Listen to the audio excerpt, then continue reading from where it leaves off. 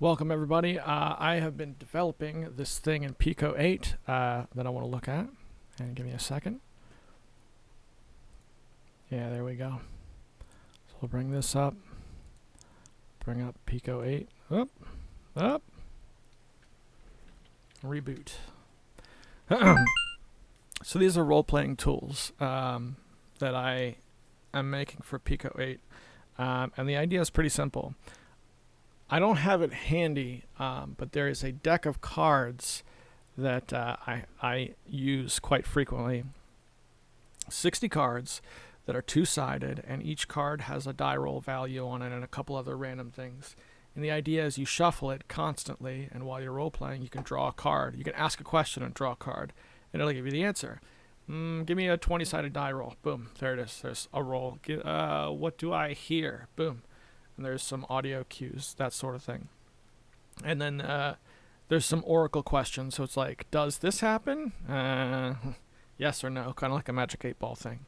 So I got these deck of cards.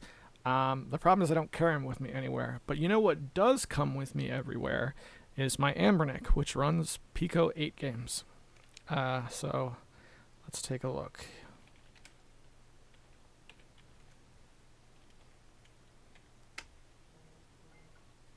Hang on.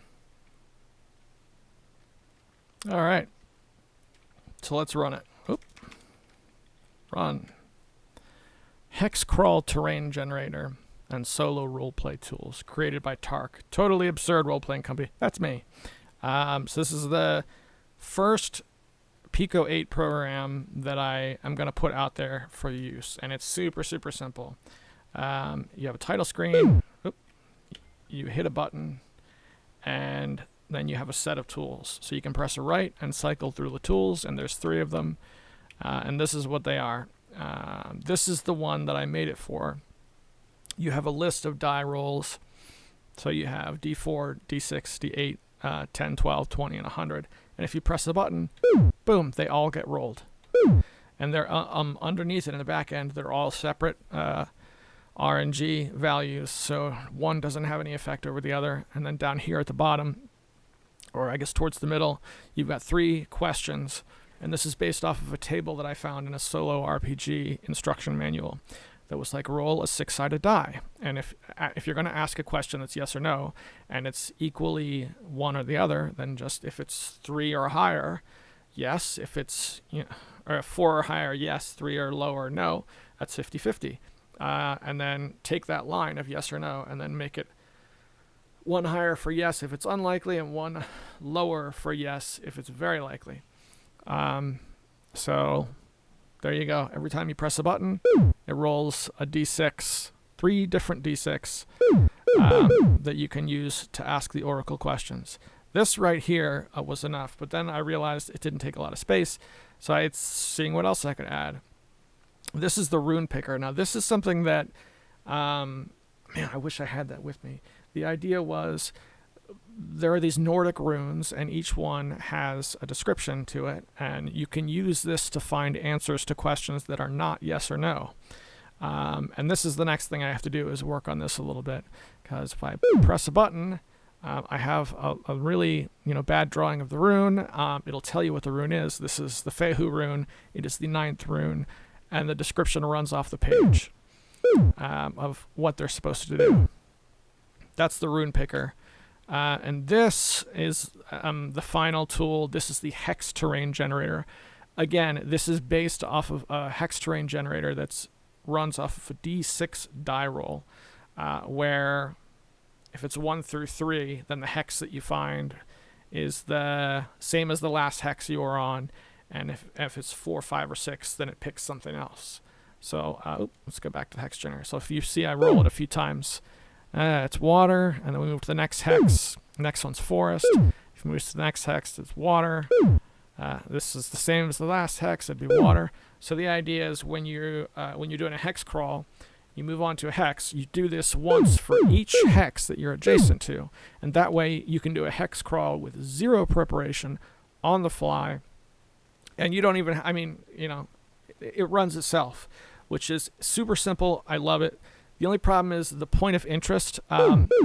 I have it set up to generate whether it's a major point of interest or not. I would like to come up with a table of actual points of interest, but that's neither here nor there. Those are the tools my little hex terrain generator provides. Again, if you're running this off of a computer, it's not going to help a ton because, any decent browser is going to have access to way better tools. The thing is, this is going to run off of a pocket handheld. Even on the smartphones, there's a Pico 8 player that's free, where you can connect a Pico 8 game and run it from your phone. So this is what I'm working on. And let's see if we can clean up this rune page just a little bit here. All right. So this is the program. And I've learned quite a bit since I originally wrote this. Particularly if you take a look at this, where it generates the hex terrain. You're rolling a D6 right here. And then based on that, we have several if, then, else to determine, is it 1? Okay. Or is it 2? Is it 3? There's an easier way to do this. You just make a table, and then each table is assigned to a die roll. You can do this with a lot less code. But this functions, so I'm not going to go back and rewrite it now because this game, even though Pico 8 is really limited, we're at under 1,000 tokens, and we have 8,100 before the game maxes out. So I just kind of want to be done with the project and move on to it. This is the part that needs work. Okay.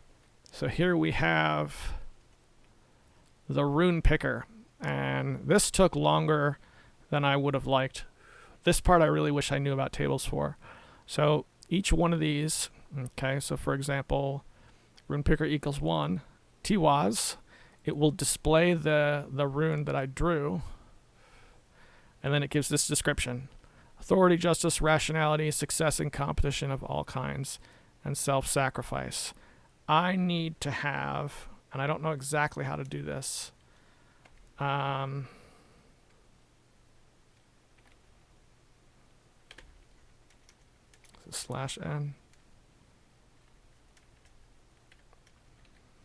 Let's try that. So that's rune number 30. We're going to go back to Pico 8. Okay. Load hex 2, because I just edited it outside of Pico 8. Run. Oh, it's not working. What doesn't it like? Well, clearly it doesn't like that. I don't know what the line skip is. Maybe it just happens within the...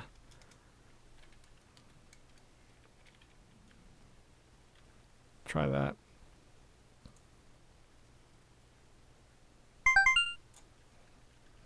Load hex 2. Run. Well, it compiles now. I gotta fix that. By default, it doesn't have a rune set up. So what's the one? It's rune number 33. So I have to keep doing this until we get 33.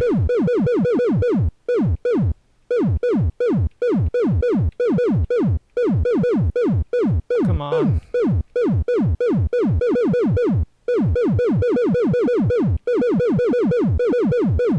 Alright, I'm not doing that. Let's do this. So this is the rune picker. So...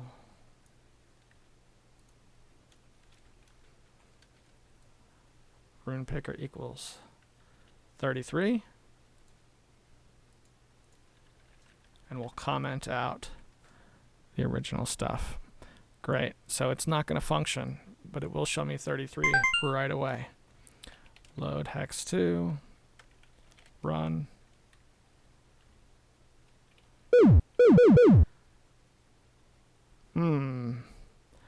There's 33. Oh, that's the sprite 33. It's rune value 1. Well, that'll do it. Okay, that's my bad. That's my bad. Load hex 2. Run.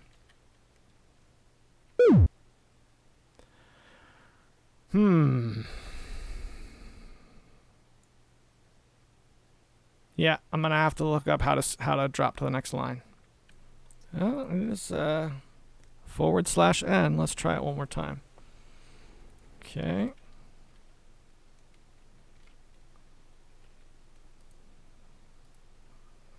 Okay.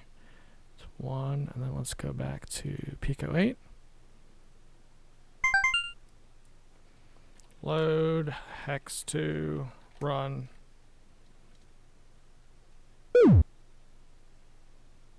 Justice rationality. Yeah, there it is.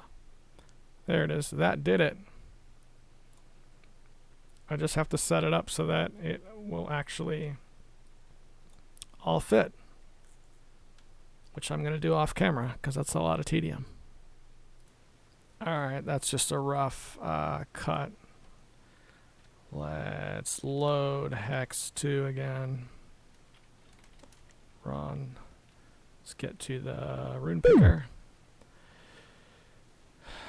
Authority, justice, rationality, success, and competition of all kinds. Self-sacrifice.